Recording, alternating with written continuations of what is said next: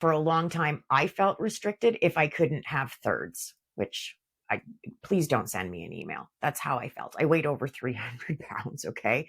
So I felt really restricted if I couldn't have thirds. Once I figured that out about myself, I just started taking smaller firsts and seconds.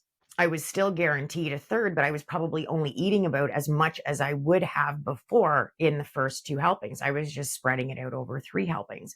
And that little trick stopped me from feeling restricted, even though technically I was taking in less food. So it was just about moving things around and making a small change that made me feel better. Eating on a smaller plate instead of a bigger one when I was losing weight. That made me feel less restricted because I'd look at that great big plate with these little dots of food on it and I would just start to, you could feel the anxiety climbing. It wasn't working. But when I looked at that smaller plate and the little dots were all closer together and the food looked a lot more crowded, it felt a lot more indulgent, even though it was the same amount of food just on a smaller plate. It was all in the way that I'd made things look. The way they looked made me feel differently. So changes like that can be really helpful when you're trying not to feel restricted.